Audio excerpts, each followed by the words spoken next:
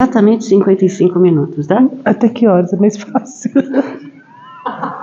9h25? Calcula uma hora e tira assim. 20 para as 9, certo? Aham. São 60 horas, não é? 60. Aham. Então, 55? 35? Legal. E tem mais um choro, se precisar, Tá bom. tá bom? Fiquem com ela e perguntem tudo que vocês quiserem saber, porque ela responde. Vocês me ouvem bem daqui? Conseguem enxergar o slide? Então, boa noite a todos, a todas. Alguns rostinhos conhecidos aqui da assistência. Você que traz o suco, né? Nossa, Kátia, por favor, se contenha. Eu sou a Deni, eu sou voluntária aqui do Manchester. Estou muito feliz hoje, eles são meus companheiros de estudo e de muito trabalho. Vocês estão brincando que é chefe, não é chefe. O Oswaldo está no curso de passes comigo agora. Eles me ajudam também na FDJ. A Cássia também. Então a gente está sempre juntos. Então estou muito feliz por ter tido essa oportunidade. Essa aula não estava na minha agenda. A Cássia me convidou. E estou até com vergonha. Ela falou tanto de amor, cheio de mimo, e eu vou falar de hostilidade. Eu vou ter que mudar minha aula, né, Cássia? Pode mudar. O nome da aula é meio uma propaganda enganosa, porque o assunto não é sobre o Sinédrio, tá? A gente vai falar um pouquinho de Sinédrio, a gente vai falar um tanto assim de Maria de Magdala, mas o importante é a reflexão que a gente vai fazer aqui em grupo, tá bom? Eu usei esses livros, o Redentor ele tem uma passagem ali de Maria de Magdala, mas eu preferi usar o da Boa Nova, tá? Também está no Caminho, Verdade e Vida e em Crônicas Evangélicas. Então, talvez o que eu vou falar aqui é um pouquinho diferente do livro, mas complementa bem, tá bom? Pode passar. Então, o Sinédrio. Então, vamos imaginar o que é o Sinédrio. É uma Suprema Corte. Então, são juízes. Aí, ó o olhar do rapaz ali. Então, o olhar do quê? Julgamento, não aceitação. O que eram essas pessoas? Elas eram responsáveis por interpretar as leis mosaicas que estavam na Torá e aplicá-las. Então, não era só uma questão religiosa, mas também uma questão de costumes, umas trocentas regras que as pessoas, os judeus, precisavam seguir. E quando Jesus aparece, eles não aceitam Jesus, porque Jesus não estava dentro daquilo que eles a vida toda estudaram. Então, a gente vê aqueles homens com aqueles olhares assim, julgando, e vem Jesus totalmente despojado. Então, vamos pensar numa situação aqui agora. Se Jesus entrasse por aquela porta agora, será que a gente reconheceria ele? Se ele entrasse de chinela havaiana, com a roupa provavelmente suja, provavelmente sem tomar banho, porque Jesus não tinha casa. Como que ele pregava? Andando. Se ele entrasse por aquela porta, será que a gente não estaria com aquele olhar? A gente julga pela aparência. Todos nós aqui julgamos. A gente não vê a essência da pessoa. A gente não olha o comportamento da pessoa. A gente olha o que primeiro? O exterior. Então o Sinédrio era a representação desse exterior. Um monte de regra, estudiosos, auto-intitulados religiosos, mas não necessariamente espiritualizados. Porque eles estavam mais na intelectualidade, mais na regra, e o Sinédrio tinha toda uma pompa para inibir.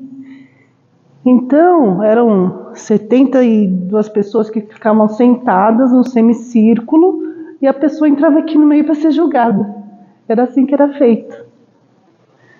E se Jesus entrasse ali por aquela porta, seria essa situação. Ele entraria aqui e todo mundo ficaria o quê? Julgando. E Jesus, ele veio para quê? Para ensinar o quê? Que o que importa é o nosso comportamento, a nossa transformação interior. E ele era essa pessoa que não julgava, que acolhia todo mundo, independente se era da raça dele ou não, porque o Sinédrio é isso, é o orgulho da raça, o orgulho da religião, o orgulho da intelectualidade. Jesus fala, não tem isso, não existe isso. Todos somos filhos do mesmo Pai, todos somos irmãos. Então olha a contradição entre os doutores da lei e Jesus. E Jesus ensina a coisa mais importante, que só existe redenção pelo amor. Então, quando as meninas vêm aqui com essas caixinhas, essas cartinhas, esses mimos todos, o que tinha nessa preparação delas? Tinha amor. Esse é o caminho que Jesus nos ensinou. Então, quando a gente fala do Sinédrio, e aí vocês vão ter diversas aulas sobre o Sinédrio, porque a todo momento eles estão fazendo isso. Não te entendo, não quero entender, tenho raiva de quem entende vocês, quem manda aqui somos nós. E tanto em algumas parábolas, por exemplo, a parábola do bom samaritano, na passagem da mulher adúltera, na passagem que está no livro aqui do pão, o que tem? Qual a mensagem por trás disso? É o povo ali tentando pegar o quê? Jesus no pulo. Então, a todo momento, eles ficam testando Jesus.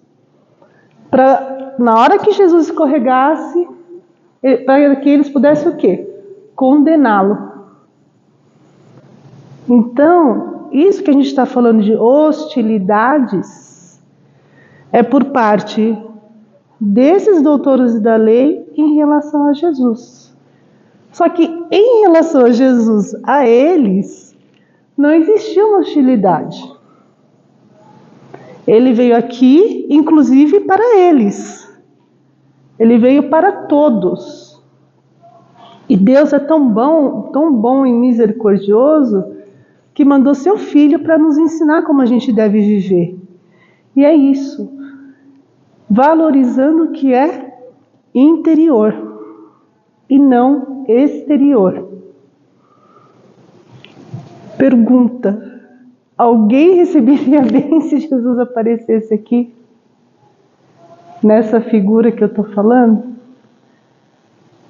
Então, é isso que a gente vai conversar um pouco hoje. E para exemplificar melhor isso, vamos falar de Maria de Magdala. Pode passar. Maria de Magdala era uma dessas pessoas julgadas. Então, pela parte exterior, o que ela era para os judeus? Ela era uma pecadora. Ela não era benquista, ela não era aceita no meio dela, da própria raça dela. E, de alguma forma ali, ela conseguiu enriquecer, ela convivia ali com os romanos, ela tinha um status em relação aos não-judeus. Mas em relação aos judeus, ela era uma pecadora. E por mais que ela tivesse tudo, ela tinha status social, ela tinha riqueza, ela sentia um vazio no coração dela. E ela não sabia por quê. Nada a satisfazia. Tudo para ela era sem graça. E um dia ela vê Jesus falando. E Jesus falando desse amor sublime, desse amor fraterno. Ela, nossa, que amor que é esse? E ela olhava para aquele povo todo lá seguindo ele, ela pensava, mas por que esse pessoal está tudo ali? Esses pescadores, esses trabalhadores. E ela ficou muito pensativa. Nossa, talvez seja isso que eu preciso conhecer na minha vida. Eu preciso conhecer este amor. Só que aí vem a culpa. Puxa, eu sou uma pecadora. Será que eu sou digna de estar com Jesus? Será que Deus me permitiria estar com Ele? Então ela foi perdendo a coragem. Só que ela ficou lembrando que Ele nunca julgava ninguém. Ele aceitava todo mundo. Todo mundo que quisesse abrir o coração para os ensinamentos dele. E aí ela se enche de coragem de novo. Eu vou até lá. E aí quando ela encontra Jesus, acontece o esperado. Jesus a recebe com um sorriso. E ela fala para ele, eu estou disposta a deixar tudo para trás para te seguir. Mas será que Deus me aceitaria? Não me sinto digna. E Jesus fala, imagina, Deus está feliz, porque finalmente você despertou para a luz que tem dentro de você. Então, falta de amor não era o amor dos outros. A falta de amor era o alto amor dela. E aí ela ainda fica meio assim, titubeando. Puxa, mas eu queria tanto ser mãe, mas isso não é possível. Afinal, ela era uma pecadora, quem que casaria com ela? E aí Jesus fala, Deus valoriza as mães que cuidam dos filhos da própria carne, mas valorizam ainda mais as mães que cuidam dos filhos do coração. E ele fala uma frase belíssima, que o amor cobre uma multidão de pecados. Não importa o passado, importa daqui para frente. E naquela época, os leprosos eram os mais excluídos de todos, porque eles, não importava se você era romano, se você era rico, não importava quem você fosse. Uma vez com a doença, você era enviado distante da sociedade, porque era uma doença contagiosa. E ela pensa e decide, eu vou ser mãe dos leprosos. E ela vai lá para o Vale dos Leprosos. E além de usar as condições que ela tinha para cuidar fisicamente mesmo desses doentes, ela levava o quê? Os ensinamentos que ela recebeu de Jesus. Ela levava a Boa Nova, por isso que o livro se chama Boa Nova. E aí ela foi fazendo isso por muito tempo. Mas era o quê? Uma doença contagiosa. Em algum momento ela adoece. E quando ela sente que ela vai desencarnar, ela se afasta para não dar trabalho para ninguém, para morrer sozinha. E nesse momento que ela vai desencarnar, ela está muito serena. ela está muito satisfeita, ao contrário daquele primeiro momento, que ela sentiu vazio. Nesse momento da morte, ela está se sentindo o quê? Plena. Porque ela conheceu esse amor que Jesus estava falando. E aí ela fica ali esperando morrer. Na hora que ela desencarna, Jesus a recebe. E Jesus fala para ela: venha, Maria, você passou pela porta estreita, porque você amou demais. Então a grande lição que Jesus veio nos ensinar, a principal é o quê? Só existe um caminho, que é o do amor. E Maria, numa mesma encarnação, que é muito difícil, ela conseguiu compreender. Então, de uma Maria estéril, insatisfeita, vazia, ela se torna essa mulher plena, espiritualizada, porque ela conheceu o amor. E fazendo um recorte, quando Jesus reaparece, após a crucificação, ele aparece para quem? Para quem foi a primeira pessoa? Foi a Maria. Não foi a mãe, não foi o Simão Pedro, foi a Maria. Por quê? Então, naquele momento, Jesus é um símbolo da vida eterna. Ele prova que a vida espiritual existe. Ele prova que a vida é eterna. E Maria é o símbolo do quê? Da renovação, da transformação. Por isso que os espíritas falam que ela é o exemplo de reforma íntima. Não existe a caderneta, né, Cássia? Mas ela conseguiu, aos poucos, com perseverança, com esforço, se modificar, se transformar. E pode passar para Zoom.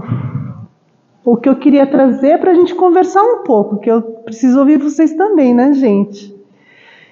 A grande reflexão da aula de hoje é isso. O que é interior? Então, quando a gente fala de uma caderneta, a Cássia está falando, né? Só eu que vou ver, sintam-se à vontade para me procurar se tiverem dúvidas. São questões íntimas, questões interiores. Uma coisa que eu fico pensando, quando eu morrer, o que vai acontecer com essa caderneta? Vou pedir para cremar junto. Então, a nossa transformação, ela passa por isso, por esses questionamentos íntimos. A gente percebe as nossas emoções, os nossos sentimentos. É fácil. Eu vi um monte de gente torcendo a cara, assim, quando a Cássia falou da caderneta. Porque é difícil. É difícil a gente estar com a gente mesmo. E a gente descobrir que a gente tem defeito sim, que a gente repete o mesmo erro várias vezes. A reforma íntima não é fácil. Não é fácil. Porque provavelmente esses defeitos e esses erros não são dessa vida. A gente vem fazendo isso há muitas reencarnações. E tem todo esse aspecto exterior. Então, vamos pegar Jesus e vamos esquecer que ele veio aqui. Se ele fosse numa igreja católica, se ele fosse num culto evangélico, se ele fosse num terreiro, ninguém ia reconhecê-lo como Jesus. Porque independente da religião, o que a gente mais faz é olhar o exterior. A gente não olha a essência. E Jesus, ele não via a mulher adúltera. Ele via o quê? Aquela mulher que, se ele não ajudasse, ia ser apedrejada e ia morrer. Acho que foi você que falou de caridade. E nada mais expressivo que expressa o amor que a caridade. O que a Maria fez? Ela trocou aquela solidão, aquele vazio. Por quê? Solidariedade. por caridade. E é através disso que ela conheceu o verdadeiro amor. E essa mudança dela, de dentro para fora, é isso que Jesus reconheceu naquele momento que ele a encontrou. Que é isso que é valorizado. A gente não leva nada material para cima, né? Para o plano espiritual. Não sei se é para cima, né, Cássia? Mas enfim. Pois é. Mas a gente leva o quanto que a gente evoluiu, o quanto que a gente se modificou. E a mudança de fora para dentro, então são todos esses aspectos exteriores. Muitas vezes a gente veste uma armadura porque a gente quer se mostrar uma pessoa que a gente não é. E aí quando a gente fala da caderneta, a gente está com a pessoa sem armadura. E muitas vezes é difícil a gente encarar isso. Eu lembro que no começo eu não era espírita, então no começo da escola, para mim tudo era novidade. Eu nem sabia quem era Kardec. Que vergonha, mas tudo bem. E eu fazia caderneta e eu chorava. Eu falei, nossa, tudo errado, fiz tudo errado até agora. Meu Deus do céu, eu preciso correr atrás. Eu era meio desesperada, assim. Eu preciso resolver isso. E a gente esquece que todos nós somos aqui o quê? Espíritos eternos. A gente tem a eternidade para a gente se melhorar. Então, a Maria de Magdala, com aquele seu chicotinho, ela nem percebia que ela podia ser um agente do amor. E quantas vezes nós não somos os nossos próprios juízes, somos nós mesmos que ficamos nos chicoteando. Porque o pior juiz nosso somos nós mesmos. A gente se critica muito. Tem muita gente que fala assim, eu venho na entrevista, eles falam para trabalhar o meu auto-amor, minha autoestima. A pessoa estranha. Porque a pessoa nunca pensa nisso. A gente sempre está cuidando da família, ajudando os outros, pensando em todo mundo. Em que momento que a gente pensa em nós? Talvez aqui, né, Cássia? Nesse espaço aqui. Apesar de eu vi que alguém está aqui em família, com algum familiar, mas esse é o momento de cada um. É um momento para vocês, com vocês mesmos, em que esse grupo aqui amoroso vai estar fornecendo ferramentas para que vocês consigam fazer essa transformação. E aí eu queria ouvir um pouquinho de vocês. Como é que vocês enxergam isso? Muitas vezes a gente não é um povo lá do Sinédrio. Muitas vezes a gente não é a Maria de Magdala, se achando indigna, se chicoteando, não se sentindo capaz de amar. Como é que está o processo de transformação de vocês? Já andou um pouquinho do curso básico até aqui. Como é que estamos nesse caminhar? Já fomos apresentados à caderneta, ao caderno de temas. Quem que gostaria de falar? Não é que nem a Kátia que obrigou todo mundo a pegar a cartinha, é só quem quiser, tá? Quem quiser falar para eu descansar um pouco a minha garganta. Lembro uma passagem, se não me engano, agora de Cristo disse que a mais alegria dos céus por um pecador que se arrepende de coração do que por 99 justos. Sim. E é muito difícil para a gente, sim, e quando a gente se arrepende de um erro, e às vezes a gente não tem saída para aquele erro que a gente cometeu, a gente percebe que a nossa própria consciência ela é aquela que mais fica. Às vezes não é nem alguém externo, né? Às vezes somos nós, na verdade somos nós mesmos que nos chicoteamos, e isso leva anos e anos, né, até a gente ter o auto-perdão. E não faria sentido se a gente não tivesse o raciocínio do Sinédrio. né, de só julgamento, porque senão, aonde estaria o amor de Deus? Se o primeiro pecado que a gente cometesse, a gente tivesse que ser apedrejado até a morte. Então, qual seria a lógica de um Deus tão punitivo e às vezes até mais animalesco do que a gente? Né? Então, na minha opinião, Cristo veio justamente para destruir esse conceito. Mas até hoje, mesmo com as escrituras, mesmo com o Evangelho, a gente tem essa dificuldade. A gente tem essa falta de fé. E eu falo por mim mesmo. É que mesmo a gente ouvindo, mesmo tendo várias provas que o Evangelho nos trouxe, é difícil. Não é fácil da gente colocar uma tecla nos nossos erros, né, se arrepender e tocar em frente. A gente continua mastigando os pecados que a gente tem. Qual é o seu nome? Pedro. É tão difícil isso. Eu estava até fazendo evangelho na terça com o pessoal do segundo ano e caiu a questão da ingratidão. Porque a gente às vezes faz as coisas e principalmente alguém que a gente ama muito, da nossa família, e aí de repente aquela pessoa não reconhece o nosso amor.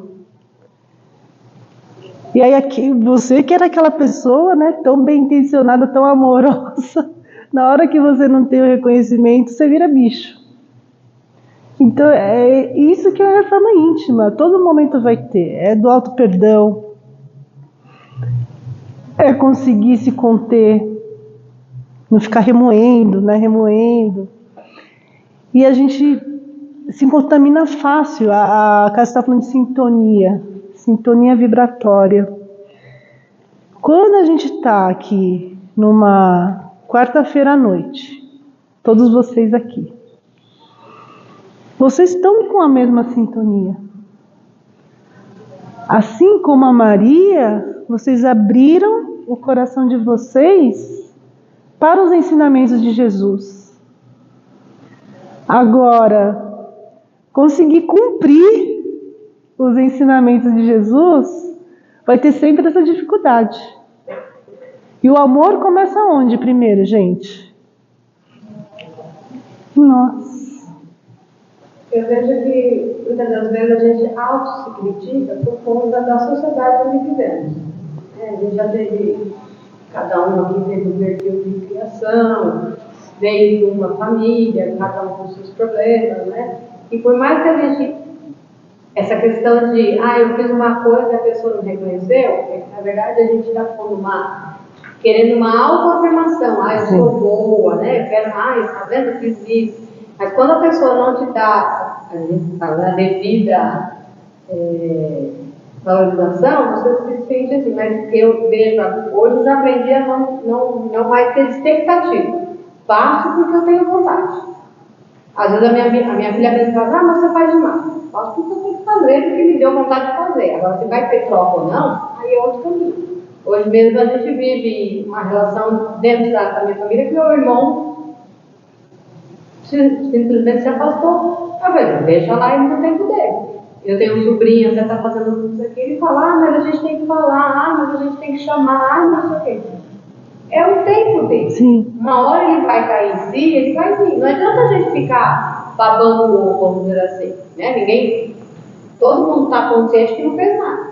Então é a mesma coisa. Quando eu faço alguma coisa, eu não posso esperar que ele me dê a volta. Porque naquele momento ele não está sintonizado na mesma sintonia que a gente. E aí eu vejo que às vezes a gente se autocritica, né? Né? Tem gente que faz as coisas e fica, eu fiz tanto, gastei tanto e nada, né, fez de volta. E tudo eu aprendi, tudo é no tempo de Deus. Tudo é no tempo de Deus, só que a gente cria expectativa, como o Pedro falou, muito mais em relação a nós mesmos. É porque o tempo de Deus é diferente do nosso. A gente acha que está chegando numa idade, já ficando velha, não consegui ainda, não fiz isso, não fiz aquilo, não sei o quê. Então, é totalmente diferente. Às vezes não vai fazer nessa encarnação, de presente né? Eterno, vai fazer numa próxima. Porque se eu disser aqui, quem acredita em Deus? Todo mundo vai levantar a mão. Quem que confia na providência divina? Poucos. No momento de dificuldade, no momento de desespero, a primeira coisa que você faz é não confiar na providência divina. Não era merecedor da glória, tudo certinho. Exatamente, exatamente. E esse processo de tentativas, vamos chamar assim, elas vão acontecer durante esses 3 anos e depois para a vida inteira. Porque tem coisa que é muito difícil da gente se libertar. O perdão é uma dessas. Perdão é o quê? É uma libertação, é você se libertar daquele sentimento. E às vezes o perdão é em relação a nós mesmos. Muitas vezes, inclusive, é em relação a nós mesmos. E aí, só pegando o gancho no negócio da sintonia, quando a gente vai por esse outro lado de ficar remoendo, a gente está fazendo o que com a nossa sintonia? A gente está mudando ela. Então a gente fala que vai ter o anjo aqui, vai estar vibrando e tudo mais. Aí aqui dentro da escola, do centro, parece que tudo é lindo e maravilhoso. Pisou na rua, já começa a dificuldade. E esse caminhar que a escola propõe, é por isso que a gente fala que é um processo iniciático. Ele começa e não vai terminar nunca. É iniciático. E essa frase que está no Boa Nova, que o amor cobre a multidão de pecados, é exatamente isso que simboliza Maria de Magdala. Apesar dos erros que ela cometeu, a partir do momento que ela abriu o coração verdadeiramente para Jesus, e ela renuncia a muita coisa para poder seguir esses ensinamentos, ela consegue se transformar. Todos vocês aqui estão renunciando a alguma coisa para estar aqui agora, não é verdade? Podia estar dormindo, podia estar maratonando série, podia estar num bar, mas estão aqui. Eles, inclusive. Porque esse papel aqui é um papel de amor, é um papel de caridade. As pessoas se comprometeram, né? Porque o dirigente, a equipe, começa antes do curso básico. Então se comprometeram por muitos anos. E uma vez que vocês saem da escola, vão continuar sendo alunos dessa turma aqui. Porque esse laço é eterno, né, gente? Alguém mais quer falar dessa dificuldade, dessa mudança interior? Quer falar? A Simone está me olhando, achei que ela quisesse falar. Gente, vocês estão muito tímidos, pode falar. Sei que essa transformação, ela deve ser feita, obviamente, independente de caderneta. Sim. Mas eu acredito que o papel da caderneta reflita no processo inteiro, né? Eu não escrevi na caderneta ainda. São questões que a gente evita lidar. Assim, uma hora você começa pensando num assunto que merece transformação, aí fala assim, não, é muita coisa, muito profunda, eu não tenho tempo. Aí depois você está com tempo, você pega para escrever, para tentar desenvolver. Não estou com uma disponibilidade emocional para isso agora. Então, assim, a gente sabe que tem que mudar, a gente pode fazer um exercício da caderneta de criar hábitos para melhorar aquela questão, mas é difícil, o que a gente já falou nesse começo é muito difícil. O Emmanuel uma vez falou para o Chico que se a gente for esperar, porque o Chico tinha uma série de doenças, né? Se a gente for esperar ter a saúde perfeita para trabalhar, ninguém ia trabalhar. E todo mundo aqui, claro, tem suas questões materiais, tem a família, tem que descansar também. Mas a gente pensa que esse momento da caderneta momento seu com você mesmo. Por que todas as outras coisas são importantes e isso não? Que é exatamente o que vai fazer você, lá no plano espiritual, ser reconhecido. Todos nós seremos reconhecidos pela nossa transformação moral. E a caderneta é uma ferramenta para que a gente faça isso. É tudo muito corrido? É tudo muito corrido.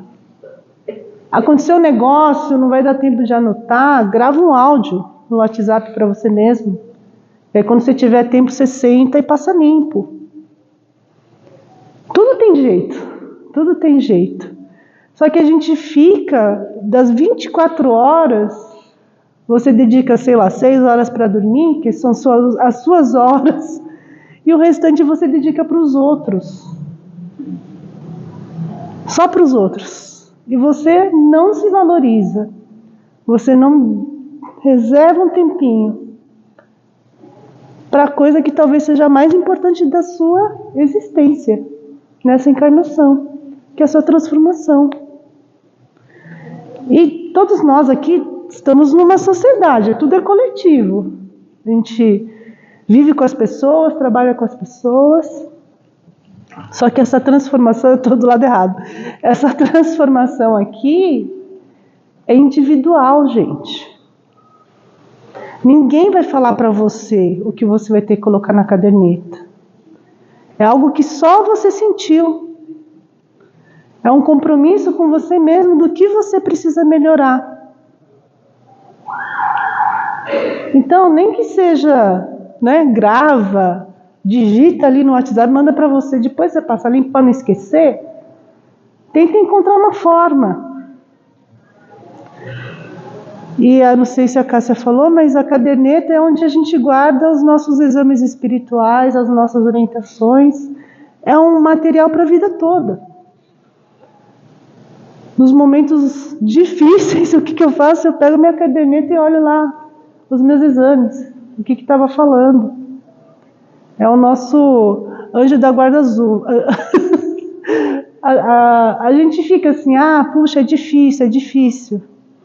Mas todo mundo aqui não sente emoção? Todo mundo aqui não tem sentimento?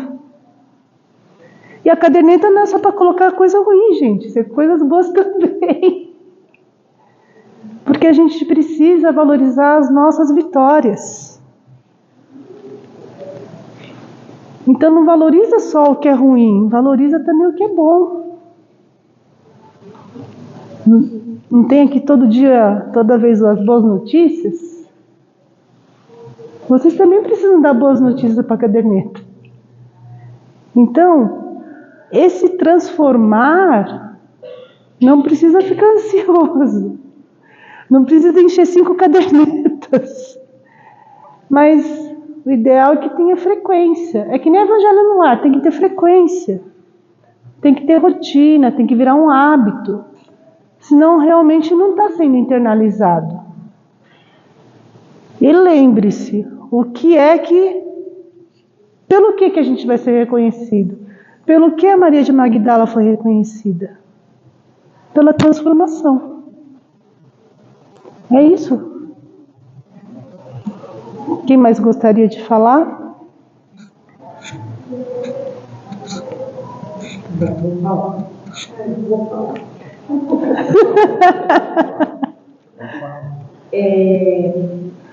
Quando me deram esse livro, de forma íntima, na verdade, eu tive interesse de ir até a livraria para poder buscar, porque eu achava que eu precisava ter ele. Gente, quase vendeu. Eu comecei a dar umas folheadas nele e falei, rapaz, isso aqui é difícil. É muito desafiador quando a gente pensa em reforma íntima, quando a gente pensa em nos olhar, né? É muito desafiador.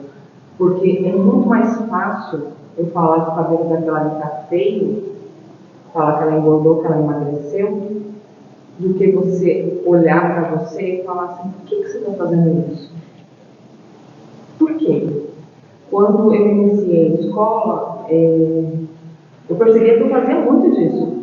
Nossa, eu olhava assim na rua e falava, um bando de gente feia.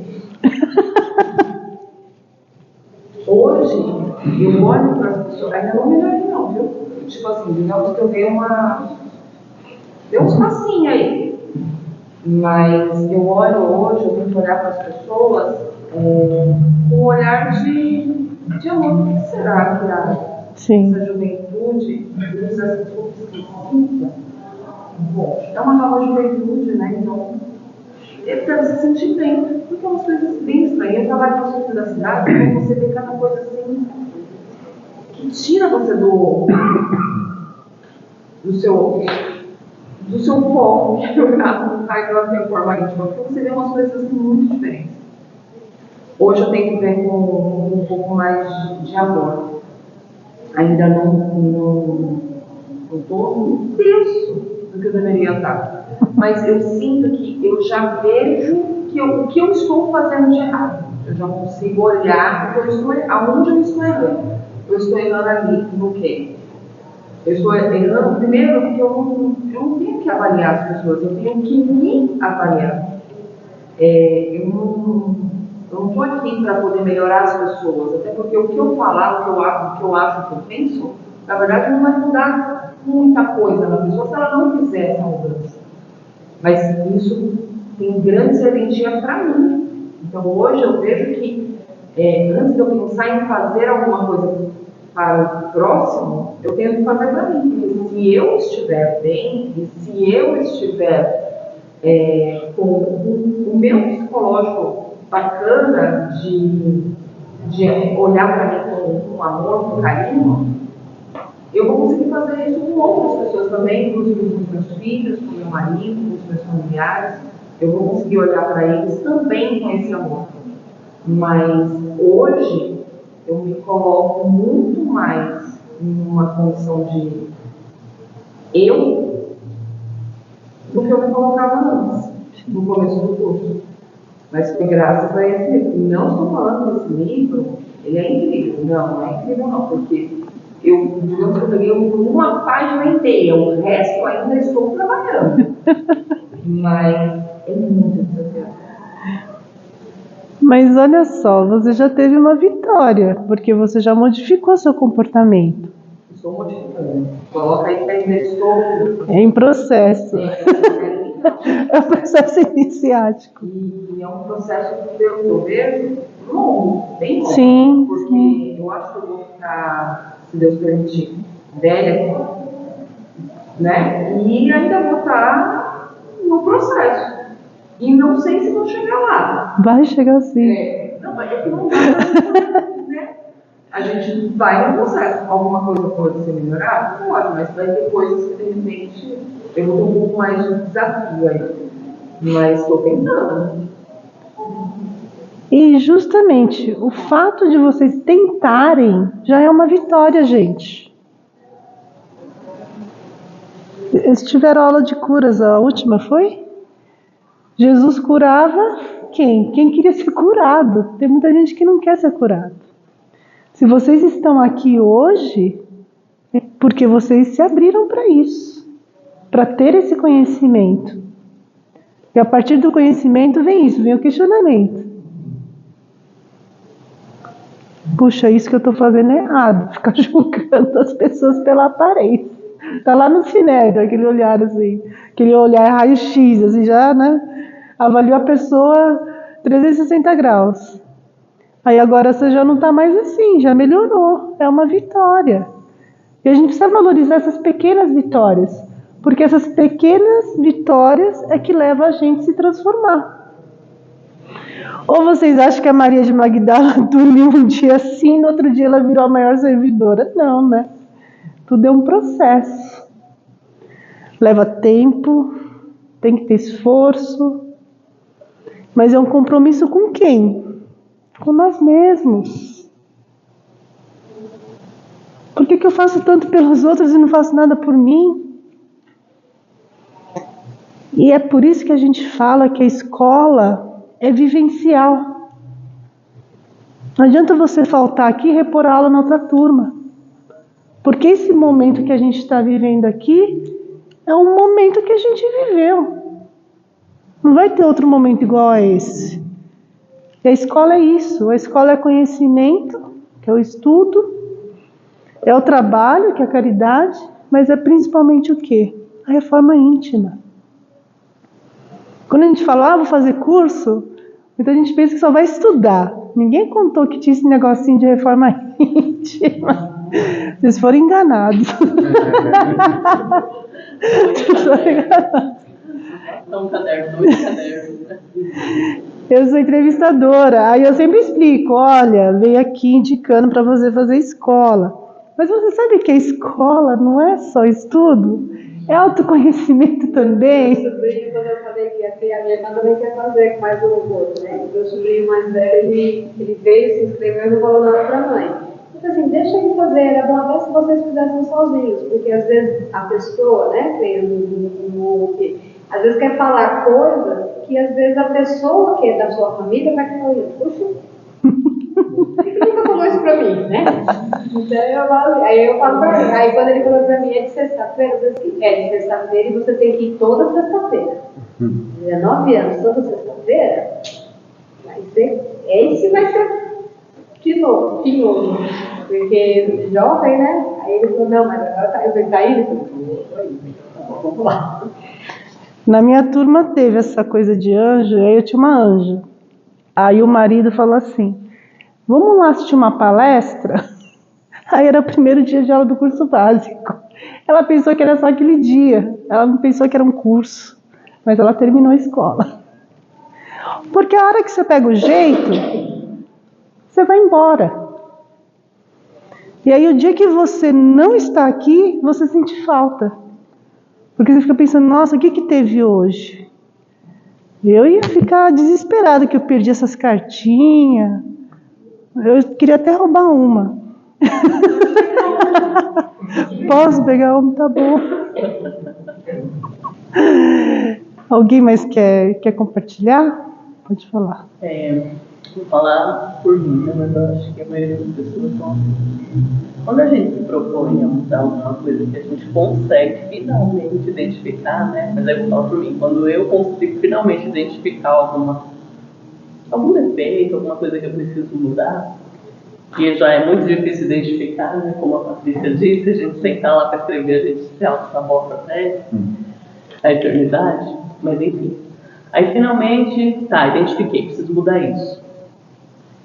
Conforme eu falho, ao invés daquilo me motivar para eu tentar mais, eu vou desanimando. Mas eu não desisto. Mas é muito custoso, né? Você conseguir mudar alguma coisa. E a cada falha, parece que fica mais desafiante ainda. Mas eu sei que não é possível. O desânimo é um dos maiores empecilhos, porque a gente vai perdendo a coragem. Só que você falou uma coisa aí que me caiu uma ficha que eu não tinha ainda feito essa reflexão. Se eu colocasse tanta ênfase nas vezes que eu acerto, como eu coloco nas vezes que eu erro, talvez isso ia me motivar a acertar mais. As pessoas falam isso nas questões das redes sociais, né? Às vezes o cara lá tem 1 milhão de coisas boas escritas lá, e uma só fala mal. Essa uma só fica desgastando, isso aqui. A gente tinha que aprender a passar aquilo para frente. Olhar o que eu já fiz de bom. Sim. Eu tenho que melhorar? Ok, mas o que eu já estou progredindo? Qual foi o primeiro passinho? Qual foi o segundo? Né? As pequenas vitórias que você falou, de comemorar. Até que alguns eu conheço aqui da assistência, né? De quando você entrou na casa até o momento que a gente está aqui hoje, não teve vitória aí no meio do caminho? Quem entrou direto na escola não passou por uma assistência? Até agora, aula 29 já, não teve vitória? A gente não valoriza. Tá que nem a Maria de Magdala, que achou que não tinha amor, que não tinha luz. E o que Jesus fala para ela? Deus está feliz. Você despertou para a luz que tinha dentro de você. Então a gente esquece que todos nós somos filhos de Deus. Todos nós temos a centelha divina em nós. Todos nós somos agentes de amor e de luz. Só que enxergar isso, a gente não enxerga porque a gente está vendo nossos defeitos. A gente precisa mudar essa sintonia, como a Cássia falou. Eu tenho 5 minutos, é isso?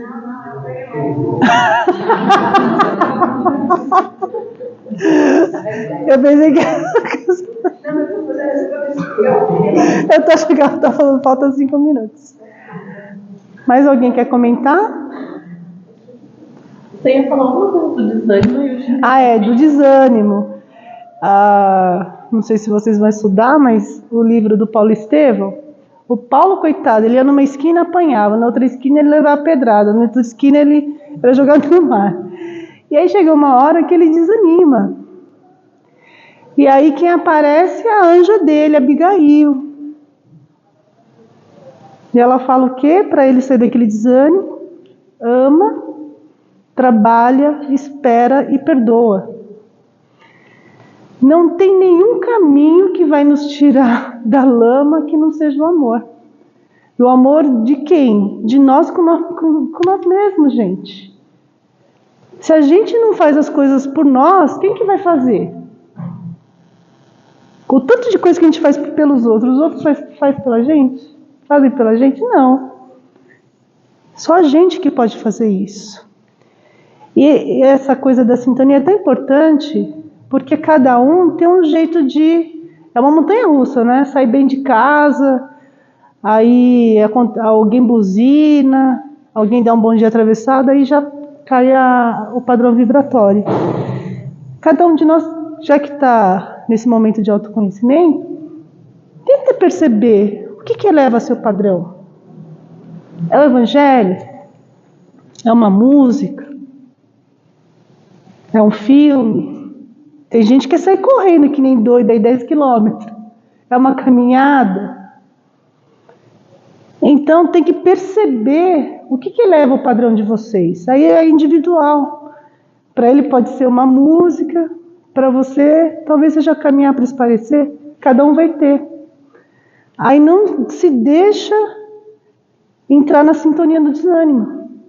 Procura essas coisas que elevam o seu padrão. Tem tanta coisa boa hoje no YouTube, na internet. Tem passe virtual, tem meditação, tem estudo desse livro lá. Então, estou caindo aqui em pensamento negativo, está caindo na minha vibração. Vai fazer uma coisa que faz bem para você. Aí só a gente que sabe. O que eleva o nosso padrão? E aí agora realmente está dando meu tempo, né? Tem só mais um slide. Alguém mais quer falar? Não? Eu vou fazer só para ir mesmo. Estava pensando aqui agora, né? De quando a gente começou até agora, e realmente a gente não se valoriza, né? Há uns dias atrás, numa DR com meu marido, ele falou assim que eu estava agindo e falando muito eu. Uhum. Isso ele falou como se eu fosse egoísta.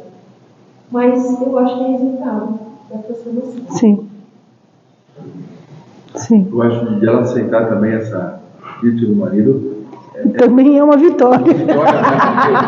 Não pelo marido, mas você aceitar uma crítica de fora, né? Sim. Está falando muito eu. Se enxergar isso é uma vitória. São 2 vitórias. Todo mundo vai ter que comprar umas estrelinhas, Cássia. Ó, Cátia. Hoje eu recebi uma estrelinha. Segunda estrelinha. E acho que a mensagem toda é, quando a gente olha para Jesus, o que ele fazia? Ele acolhia todo mundo, sem distinção. Ele não julgava. E ele ajudava todo mundo que queria ser ajudado. E aí, por outro lado, quando a gente olha o Sinédrio, o que era? Só julgamento. Julgamento e condenação. E aí, como você falou, Pedro, a condenação era pior do que o pecado da pessoa, que nem da mulher adúltera. Ela traiu e ia ser morta. Né? Que religioso é esse que manda matar outra pessoa? Sendo que eles mesmo às vezes são os pecadores maiores. E ninguém falou do homem, né? Só ela que foi condenada, só a mulher que foi condenada. E aí eu vou passar um vídeo para a gente finalizar. Porque qual foi a maior lição de Jesus, gente? Amor. A redenção só acontece através do amor. Porque Deus, Ele só quer isso. Ele quer o nosso coração. Ele quer o nosso amor. Que o nosso coração se abra para esses ensinamentos que Jesus veio trazer. Então vou passar um trechinho aqui. Acho que eu tenho que sair da frente agora. Será que não tem que mexer lá? Não deu?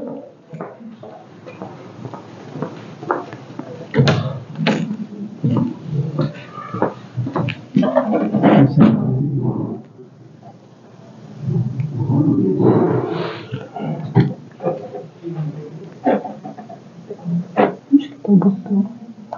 Por que não baixou? Ah, ele não gravou. Não, pode ser, eu tenho que mexer nele mesmo. Eu já vi que ele está mexendo aí. Tem que fazer alguma coisa. Não, ele não tá com o vídeo. Então, não tá com vídeo, né? Tá com uma imagem.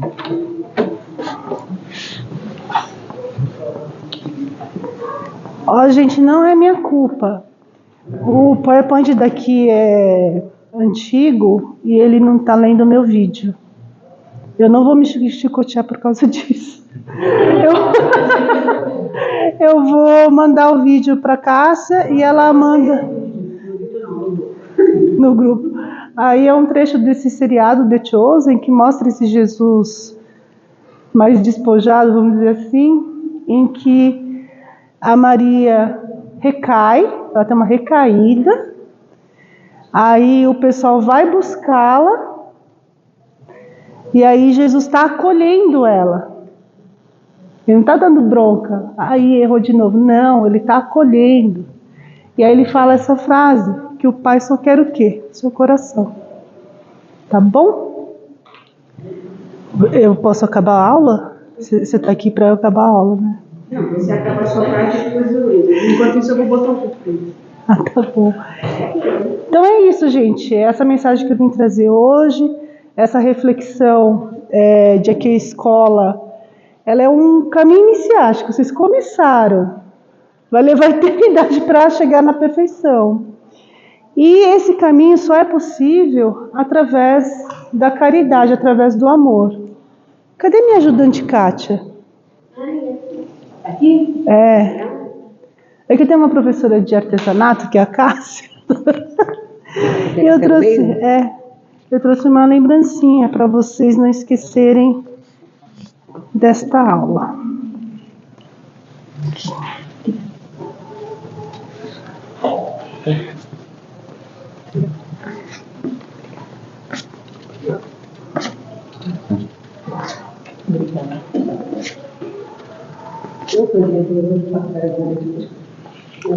Oi?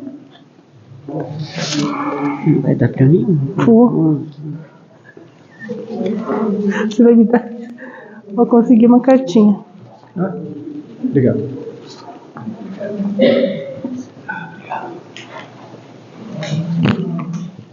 Deixa eu pegar meus pertences. Acabou já? Acabei. Obrigada, viu, Vocês podem gente? ver, ela e eu somos.